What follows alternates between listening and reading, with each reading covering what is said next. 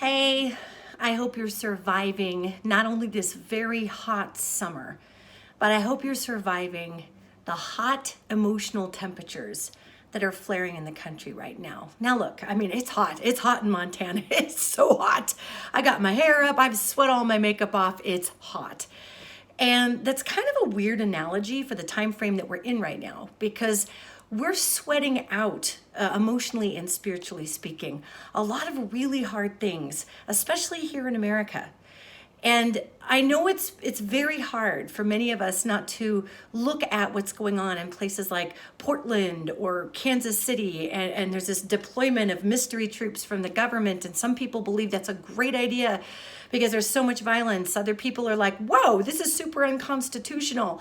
You know, some people don't see where there's systematic racism in this country that's defined us. Other people, we see it as absolutely a problem that we've all been embedded with, and we're trying so hard to work it out. Please keep in mind, gang, that 2020 was always the year of evolution. Okay, and I put out a lot of material on the fact that 2020 was going to be the year of evolution. And I talked all about how the stock market was going to tank and our money was going to revalue itself. It hasn't done that yet, but that's coming, so hang in for that. I've talked a lot about a weird mystery illness that was going to be hitting us at the top part of the year and how odd it was going to be and the secondary effects. And I put out podcasts and live forums and everything, yet it still doesn't prepare us to actually live through what is in essence an actual human evolution. I mean, there's no handbook for this crap. This freaking sucks. I mean, honestly, 2020, when the universe talks about it and the angelic realm talks about it, they look at this year as a pivotal point where everything changes, and that's true. But that still doesn't mean that your heart might not be freaking breaking. And I know many people out there who are suffering under the weight of losing hope and are suffering under the weight of depression. I myself have been feeling the weight of the shit show of this year, and it has sucked hugely. So that's coming from somebody who interfaces with angels, with all kinds of entities, beings, getting the inside scoop. That crap doesn't matter when you're human. You know what matters is that your heart is breaking. And so I want to deliver this message to everybody today because I think it's about time we start to debunk the idea that if we feel sadness or suffering or we feel depressed or frightened or scared or if we're shutting down, I think it's time to debunk the idea that there's something wrong with you if that's happening. I'm going to reframe this differently. I honestly think that if you're somebody in this time frame who feels absolutely nothing, well, first and foremost, good for you, because that's got to be awesome. Yet secondly, I think that's probably the vast minority of people at this point in life. I really do. Because if we really look at what's going on inside of ourselves, we're processing a ton of information right now. And for many people, that feels heavy. I can't tell you how many clients I have who want to quit jobs they've been in for 20, 30 years because they've had this break in this cycle and they realize that they've had this weird sociopathic relationship with their work that basically has taken away their entire livelihood as far as emotions and strength on the inside. So, I mean, this gets really deep. And I don't have time to tell you everything because nobody would sit around and watch that video. Yet what I would tell you is that if you're feeling hopeless, it's okay to feel that, yet know that there is great hope for not only this time frame, but for our world. We have great hope coming through the fact that all these broken hearts that we're experiencing right now, you know what we humans are really good at? We are good at bouncing back from a crap show crisis. And this time around, in 2020's year of evolution, we're going to bounce back from this crisis, not in that creepy American cover-it-up way, rah, rah, America, look at me, not that way. We're going to bounce back from a place of great introspection and massive heartbreak.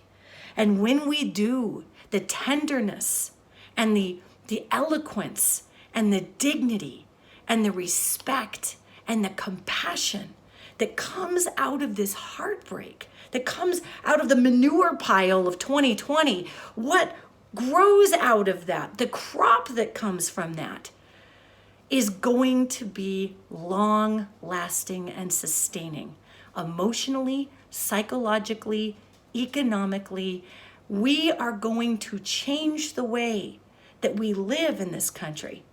And listen, I have news flashes for everybody who thinks it's going to be the super right way or the super left way. It's not going to be either one of those ways. So if you're one of those people who's really depending on the world being a reflection of absolutely everything you think is right, you're going to be disappointed. This is going to be an amalgamation of what's best for the whole. It's going to be ridding our society of financial victimization, of racial victimization, of gender victimization. We are going to be doing away with shame and victimization. And we got a little ways to go before that happens culturally. There's always going to be human shame, unfortunately. It makes me sad. We're going to have hundreds of years of evolution before that's out of our genome. Yet for the time being, societally, we have some choices to make. We cannot get away from the fact that 2020 has always been slated as the year of evolution. And we're halfway through this freak show, so let's do the best we can to pull it together and make something fabulous out of it. And that doesn't mean to not acknowledge how sad we all are, many of us, for what's happening in our country. However, just because you feel sad doesn't mean that you have to become sad. Go ahead and feel it like a weather pattern. Yet understand that after you get to the bottom of what you're grieving, because we're all grieving something. You know, for me, I'm 51 years old. I'm grieving the loss of the thought of what I had hoped America would become by now. That's something I'm grieving. And it's okay. I'll get through the grief. But if we don't acknowledge what we're grieving, gang, we can't actually plant the seeds to grow the new crop, to reap from the benefits of our education spiritually right now. So, listen. It's going to get a little rough between now and the end of the year, and between now and about halfway through 2021. And if you think it's rough now, it's just gonna get a little weird. Okay? However, if we continue to simply react like the tail wagging the dog to the symptoms of a society that is attempting to evolve, and we do not put our nose to the grindstone, so to speak, emotionally, and somehow go within and calm the self to figure out how to bring the self out into this new earth, this new society that's trying to emerge in a new way, without dragging forward all the bumper sticker bullshit from the past. Oh, America's turning socialist. Oh, the Republicans are trying to ruin everything. Look, I know we can have our opinions, but if we don't ditch some of this garbage, we are never societally going to make it through the keyhole that we have. We have this little bitty keyhole right now to get through. And that keyhole is heavily dependent on our willingness to grow and on our willingness to just freaking give away a lot of what we thought America was in order to actually bring forward what we know we can make America into. And that's scary because most of us used to just doing whatever we're told. And quite honestly, what we've been told for many of us has been a whole lot of horse crap. So we get to define what's okay going forward. And we need to leave room for people to have differing opinions than we have. Because if we don't leave room for that, then our whole democratic republic experience isn't going to work out. You know, I know a lot of people on the right think, political right, think that because people on the left want folks to have access to freedom for wanting to do whatever they want to do with their body, they see that as murder with abortion. The same people on the left would see those people trying to apply their specific religious beliefs onto them. And I mean, this could go and go and go and go, but at what point do we stop arguing over principle? You know why I think we argue over principle? I'll be really straightforward with you. I think it's because we just freaking can't deal with the fact that we don't actually really know what we think is the right thing. That's going to trigger you. I think we know what the right thing is to do based on what we've been taught and what we've been trained and our lens of the world and all these things. But what happens when we learn something that challenges our beliefs? What happens? Do we shut down and just become angry? Do we rage against the machine and dig into our belief system, or do we take the time to learn? A society that refuses to learn refuses to evolve. Human beings that refuse to expand their viewpoint then don't evolve. So I'm not saying give up what's important to you, because the way that America is rolling, we are eventually going to get into a place where victimization is not going to be okay for any reason. All right? Yet if taking away the ability to victimize another person then challenges anything in us that makes us feel less important, that's the problem.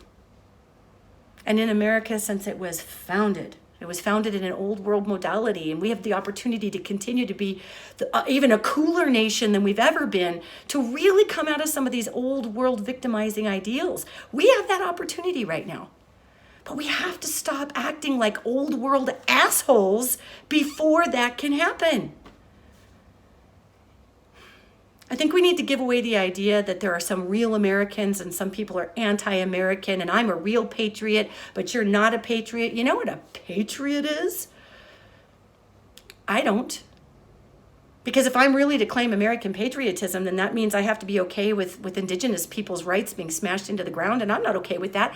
How about if we stop being held captive to a history that has been subjectively written in the first place?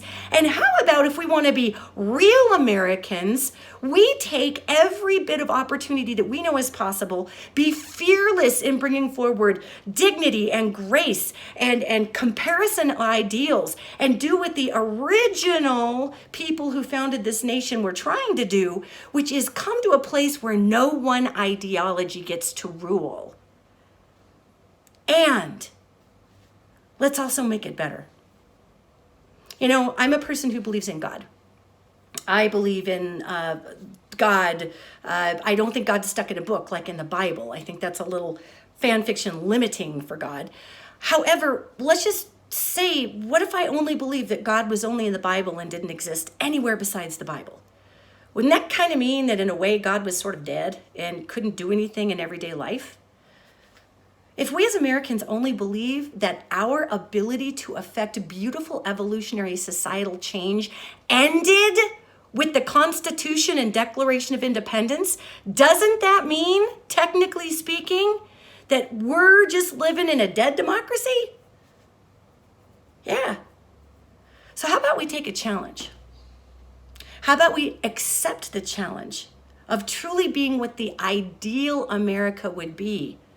Which means no victimization for anybody, which means as long as you're being a lawful human being and not breaking the law, supporting the endeavors of those who are attempting to build a society, stopping this tribalism that's never going to work in a country this big, that says you have to be this way or that way. We're all going to have to bend like reeds in the wind during this time frame. And many people are just breaking like sticks and being consumed by a bonfire of unrealistic expectations. And we do need to put an absolute halt to any kind of victimization anywhere, at any time. Yet in order to do that, we have got to let go of the way we used to do things. We've got to be brave, America. We've got to reach deep and have enough courage to call the bullshit out when it begins to claim that it is the only way. The only way that is the only way is peace. The only way that is the only way is love. The only way that is the only way is dignity.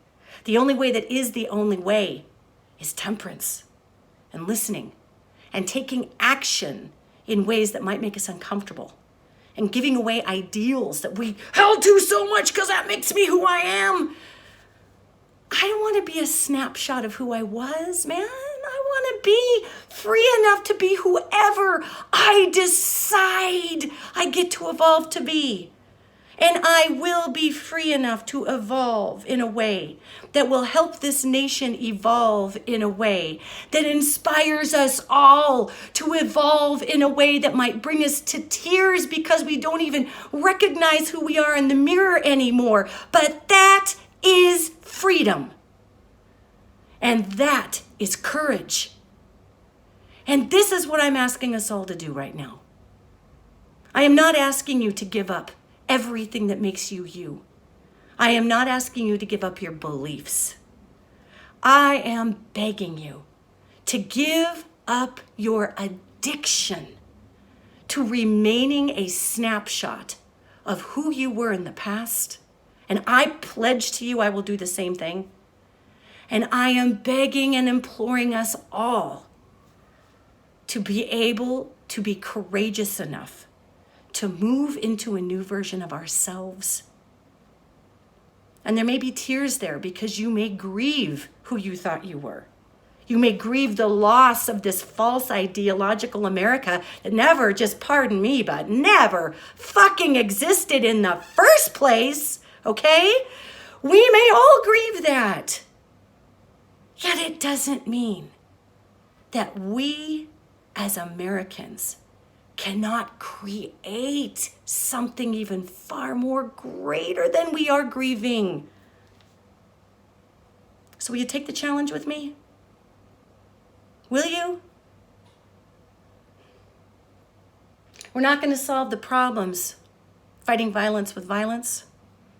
This guy named Jesus said that. Martin Luther King, Gandhi, all the Buddhas. Going at violence with violence is not going to do a damn thing. Because I'll tell you, it's really hard to fight violence with violence when the violent people you're fighting have a much higher military index to work off than you do. That's going to be rough. We can stand up in ways to which violence has no means to deconstruct.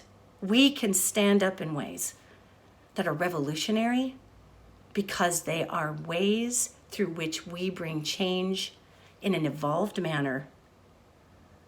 And this is what I'm talking about. Let the old parts of you die that are not going to serve you in this new time frame.